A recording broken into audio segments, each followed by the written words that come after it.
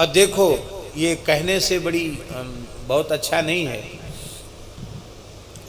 हमको शरीर तो शरीर, रात्रि को पता नहीं कुछ ऐसी बेचैनी हो गई कि लगभग 2 बजे तक हम निद्रा नहीं ले सके। इतना नाक बंद हो गई, श्वास लेना बड़ा कठिन हो गया, बड़ी घबराहट रही। शायद जुकाम बिगड़ने से ऐसा हो गया होगा। और सवेरे तो ऐसी हालत थी कि हम बोल नहीं पा रहे थे। तो हमारे रसिक माधव दास जी बोले अब यमुना जी के स्नान का विचार छोड़ दो। वो आना था उनको, अब मत जाइए यमुना जी। हमारे आसपास रहने वाले भी बोले यमुना जी मत जाओ, आपको ज़्यादा भाव है तो यमुना जी से जल ले आते हैं, थोड़ा उसको गुनगुना कर देंगे, शरीर ठीक नहीं है, ज्वर भी है थोड़ा, आप उससे स्नान कर लेना। मरें चाहे जिए यमुना जी तो जाएंगे। देखो यमुना जी की महिमा बता रहे हैं। हम बोल नहीं पा रहे थे, हमारे मुंह से श्वास ले रहे थे, नाक से श्वास नहीं ले रहे थे। जैसी यमुना जी में झम्म से गोता लगाया, पता नहीं कहाँ हाली बीमारी जुकाम फुकाम जाने कहाँ गए हो, भगवान जाने। आनंद हो। यमुना जी को कोई साधारण समझ रहे हो, साक्षात श्री कृष्ण है यमुना जी।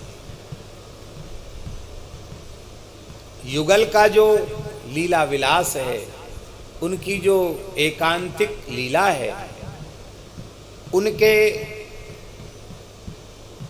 युगल का जो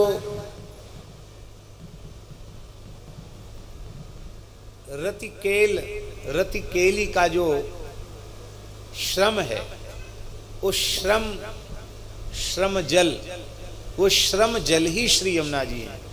युगल के श्रीअंग का श्वेद वही श्री यमुना जी है। साक्षात युगल का प्रेम यमुना जी के रूप में बह रहा है। यमुना जी और श्री कृष्ण में भेद नहीं है। यमुना जी साक्षात जीव को भगवान की प्राप्ति कराती है।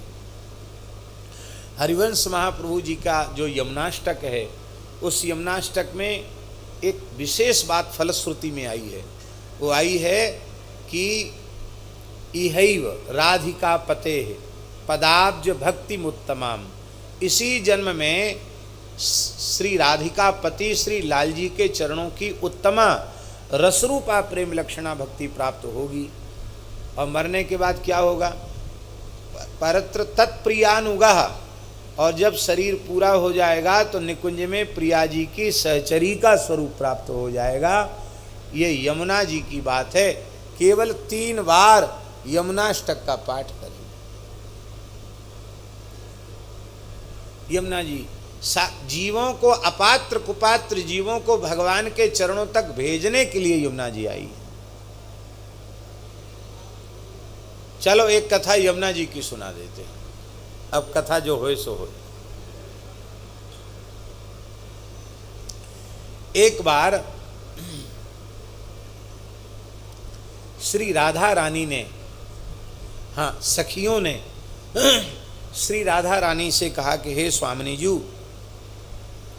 एक नयो कौतुक करें। ये इतनी सुंदर लीला है कि इसका लेखन हो जाए तो रास के माध्यम से इस लीला का दर्शन कराया जा सकता है। पिताजी चाहें तो लेखन कर सकते हैं। बड़ी सुंदर लीला है।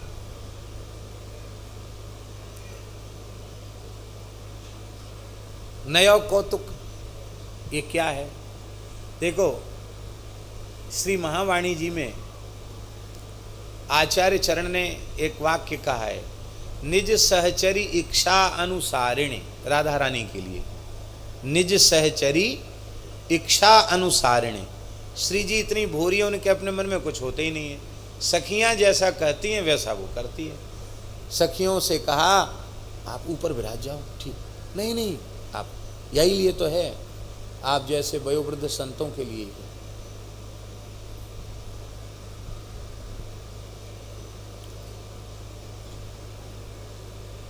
विराज आराम, जय हो। आप लोगों को देखने में बाधा तो नहीं हो रही है? ठीक ठीक। जय जय श्री राधे। नया कौतुक कौन सो?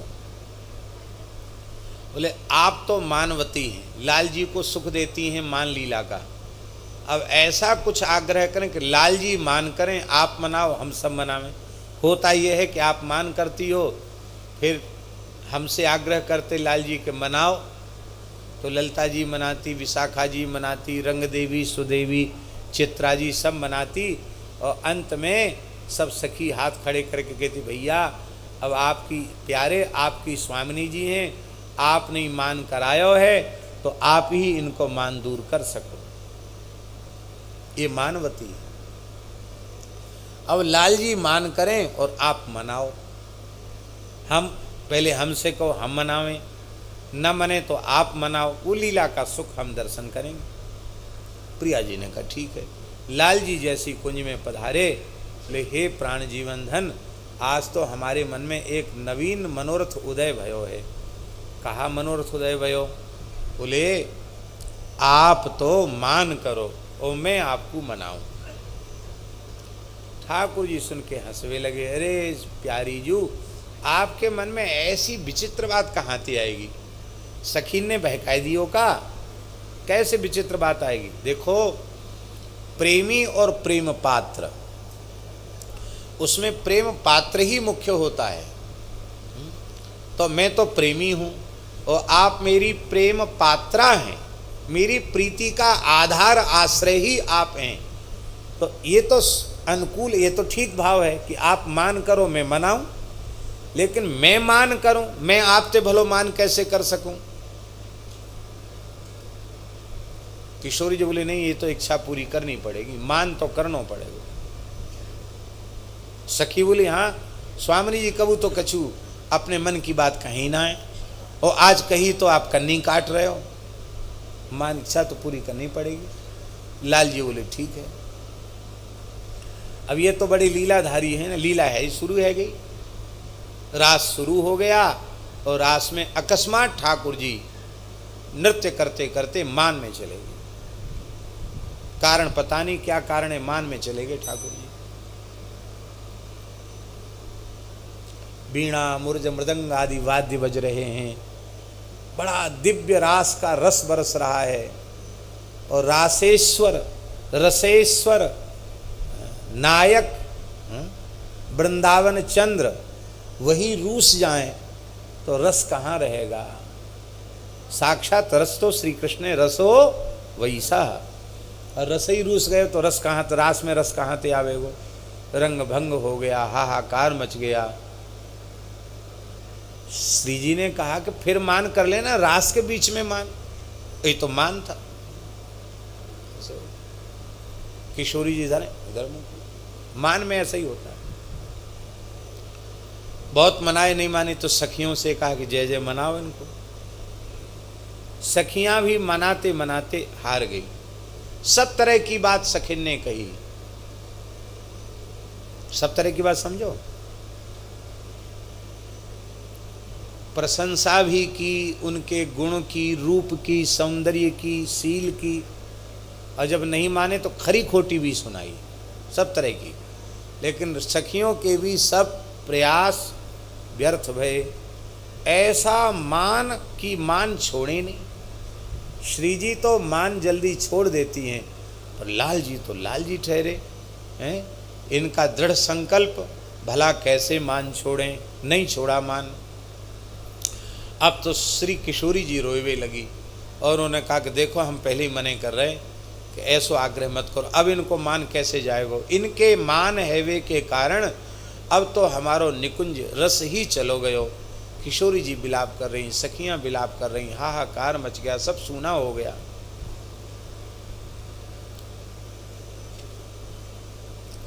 अब प्रयास करो भाई, इन्हें मनावें कैसे लाल जी को? बोले मनाने का एक साधन है। क्या साधन है मनाने का?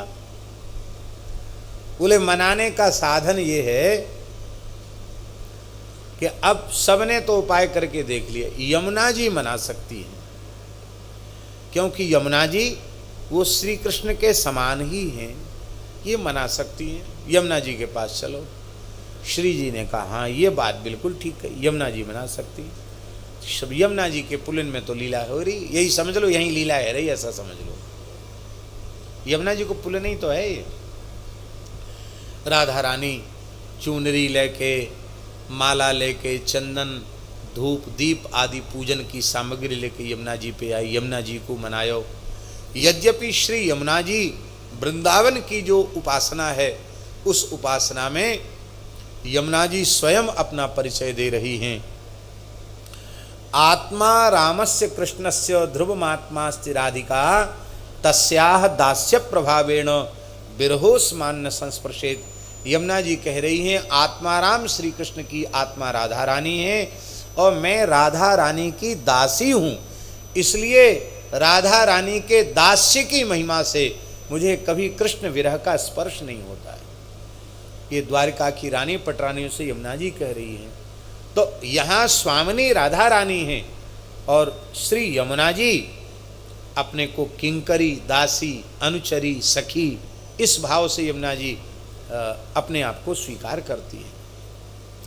पर श्री राधा रानी का पूजन, यमुना जी प्रसन्न हो गई। यमुना जी ने प्रकट होकर कहा स्वामिनी जी आपकी प्रसन्नता से मैं आपकी पूजा को स्वीकार करती हूँ, आज्ञा करो।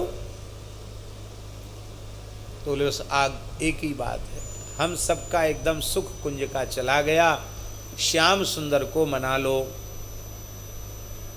अब ये मान छोड़ ही नहीं रहे, इनका मान कैसे छूटे, ये मान त्याग देवें। यमुना जी बोली ये तो हमारे बाएं हाथ को खेल है, अब ही मनाऊं।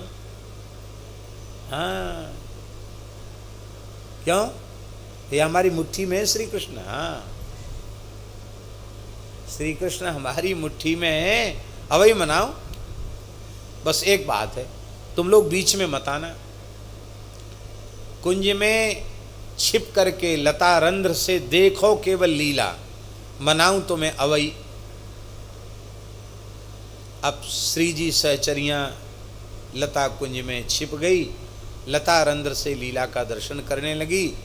अब श्री यमुना जी का रंग रूप जो है वो श्री कृष्ण के जैसा ही है, श्री कृष्ण के जैसे नेत्र, श्री कृष्ण की जैसी नासिका, श्री कृष्ण के जैसे कपोल, श्री कृष्ण की जैसी ठोड़ी, श्री कृष्ण की जैसी आजानुलंबित भुजाएं, सब कुछ नख सिख श्री कृष्ण के समान है। बस अंतर थोड़ा वक्षस्थल में है। श्री कृष्ण का वक्षस्थल किशोर का जैसा होता वैसा है और श्री यमुना जी का वक्षस्थल किशोरी का जैसा होना चाहिए वैसा है। तो श्रृंगार तो श्री कृष्ण का किया पूरा नक्सिक, और वक्षस्थल को छिपाने के लिए कमल पुष्पों की माला यमुना जी ने धारण कर ली।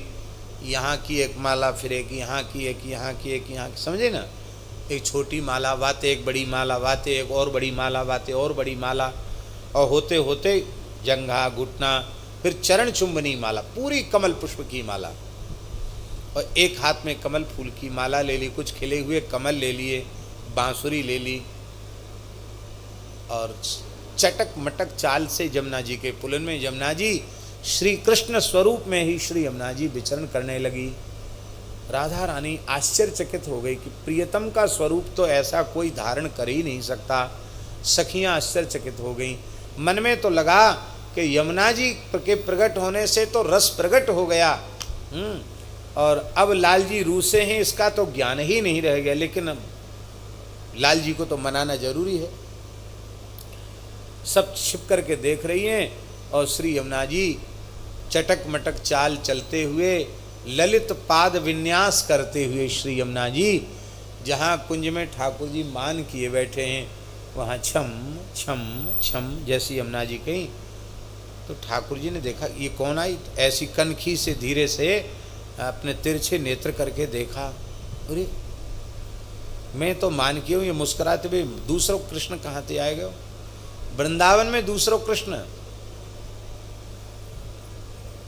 अब तो दृष्टि नहीं मानी, जैसे ही अपने कमलदल नेत्रों से ठाकुर जी ने देखा और यमुना जी ने देखकर जैसे ही मुस्कुराया, ठाकुर जी का मान कहाँ कपूर उड़वे में तो फरू देर लगे, बहुत जल्दी मान उड़ गया और ठाकुर जी हंस करके बोले, हे श्याम सुंदर, या वृंदावन को श्याम सुंदर तो मैं ही हूँ, पर तुम्हें ये मेरे जैसो स्वरूप कहाँ से प्राप्त भयो। तब तक यमुना जी ने इशारा कर दिया, राधा रानी सखी सहचरी सब आ गई। अब दो दो श्री कृष्ण हो गए, एक यमुना जी एक ठाकुर जी। अब पता चल गया, आपके मान को दूर करने के लिए यमुना जी ने ये रूप बनाया।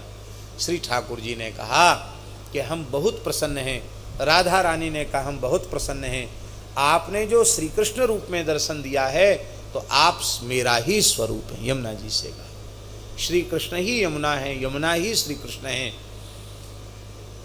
आपने देखा होगा इस प्रकार की प्राचीन छवियाँ मिलती हैं, जहाँ यमुना जी मोर मुकुट लगाए हुए हैं, बंसी लिए हैं, हाथ में पुष्प हैं, एक माला है, कमल पुष्पों से श्रृंगार है, और युगल प्रियालाल को कमल पुष्प की माला धारण कराई।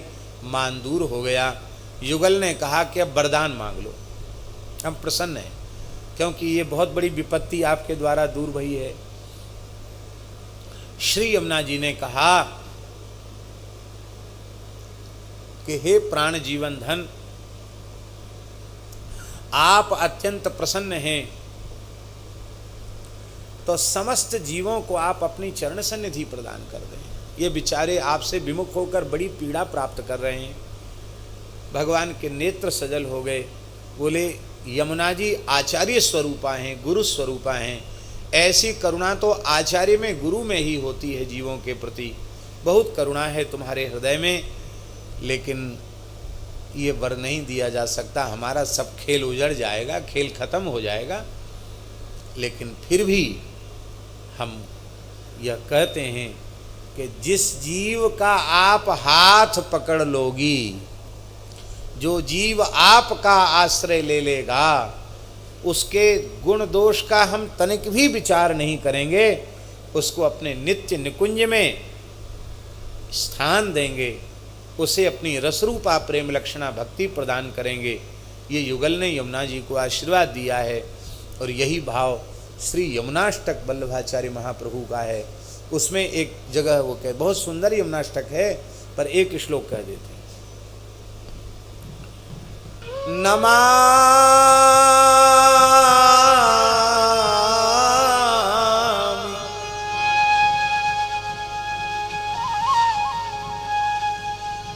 नमामि यमुनामहं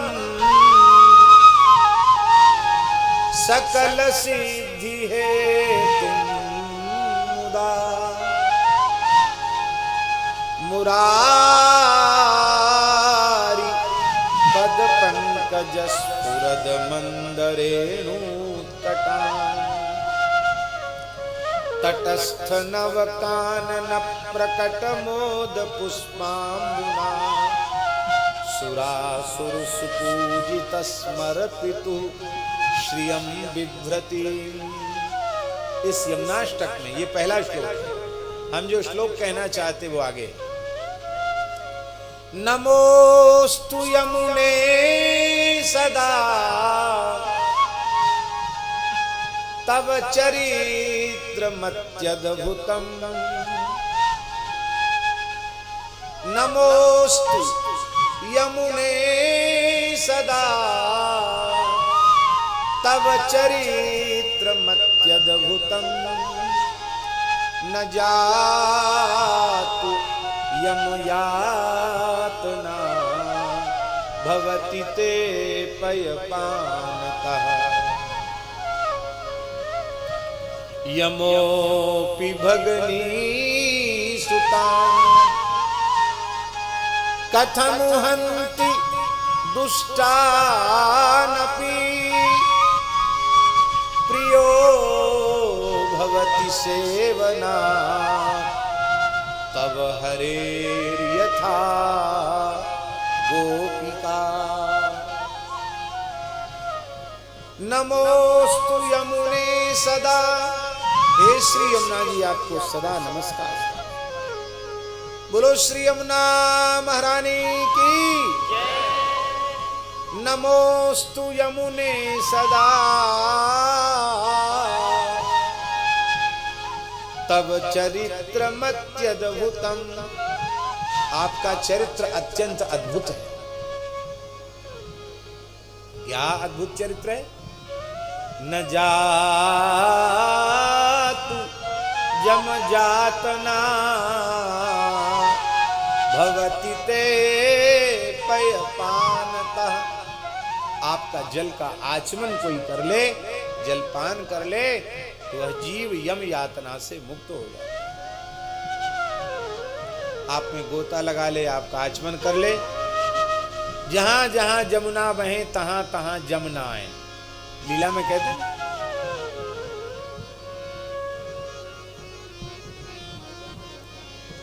मुक्त हो जाता है यम यातना से। कहते इसमें भी कोई आश्चर्य नहीं। क्यों? आपके पवित्र जल में जिसने गोता लगा लिया, तो यमुना जी नदी के भीतर जाके गोता लगाना, कोई नदी का गर्भ है, तो गर्भ में चला गया, वो बालक हो गया। ध्यान में आई बात। नदी के गर्भ में चला गया, वो बालक हो गया। ऐसा समझ लो हम सब यमुना जी के गर्भ में ही बैठे हैं। अब धीरे धीरे उधर चलेगी धार, नहीं तो जहां हम लोग बैठे हैं ये भी यमुना जी की का गर्भ है। गर्भ किसको कहते हैं? वर्षा काल में जहां तक बाढ़ का जल आ जाए वहां तक नदी का गर्भ माना जाता है। जहां हम लोग बैठे हैं भैया जी, यहाँ जब नीचे खुदाई भई तो यमुना जी की रज निकली, एकदम बढ़िया यमुना जी की रज। भली गहराई पे निकली, लेकिन रज से ये प्रमाणित तो हो गया कि ये सब यमुना जी का पुलिन है, ये गर्भ है यमुना जी का। तो यमुना जी के गर्भ में जो चला गया वो तो यमुना जी का बालक हो गया। यमुना जी में गोता लगा लिया तो यमुना जी का बालक हो गया। और यमुना जी को बालक है गयो तो यमराज को भांजो है गयो। क्यों? यमुना जी के भैया यमराज हैं। तो यमोपि भगनी सुतान, यमराज अपने भगनी सुतों को, भांजों को, तो यमराज भला अपने भांजों को यम यातना क्यों देने लगे? कहते ये भी अद्भुत बात नहीं है अद्भुत, पर उतनी अद्भुत नहीं है। सबसे तब चरित्र मत्यद्भुतम, जो अत्यद्भुत चरित्र जो है वो यही है कि कोई जीव आपका सेवन करे तो प्रियो भवति सेवना तब हरेर यथा गोपिका। जैसे गोपियां भगवान को अत्यंत प्रिय हैं, ऐसा जीव भगवान को प्रिय हो जाता है। गोपी प्रेम की प्राप्ति यमुना जी के स्नान से हो जाती है, यमुना जी के सेवन से हो जाती है। क्या करें, हम लोगों में वैसी श्रद्धा, ऐसा भाव नहीं है। नहीं तो यमुना जी में तो क्या कहना, बड़ी कृपा है यमुना जी की, बड़ी करुणा है। ठाकुर जी कृपा करें, अविरल निर्मल यमुना जी यमुनोत्री से लेके और प्रयाग तक प्रवाहित होती रहें, तो वैष्णवों का कितना सौभाग्य है। अभी तो बहुत सुंदर जल है और आगे चलकर फिर इतना कम हो जाता है कि देखकर मन में बड़ी पीड़ा होती है। उनका जो दिव्य स्वरूप है उसमें तो कोई परिवर्तन किसी काल में, किसी युग में, किसी भी प्रकार से, किसी के द्वारा संभव नहीं है। उनके दिव्य स्वरूप में तो कोई विकृति संभव ही कैसे है। पर हम लोगों के पाप से, हम लोगों के दुर्भाग्य से और हम लोगों के अपराध से यमुना जी का स्वरूप इतना कम जल हो जाता है। जल में ऐसी विकृति दिखाई पड़ती है कि मन में इसके लिए बड़ी पीड़ा होती है।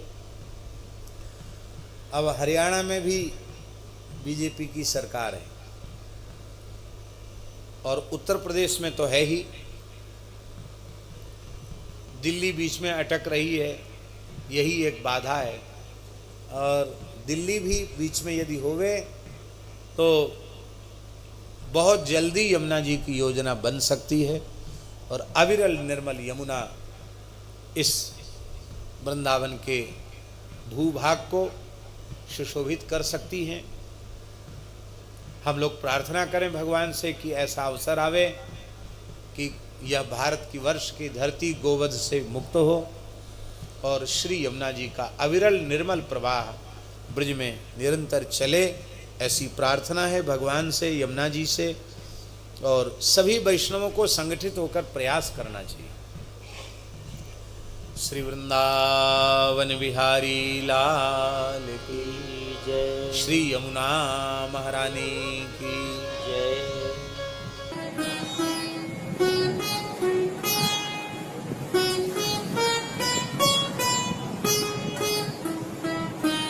श्री सीताराम प्रतिदिन सत्संग एवं दर्शन के लिए श्री महाराज जी के ऑफिशियल चैनल को जरूर सब्सक्राइब करें।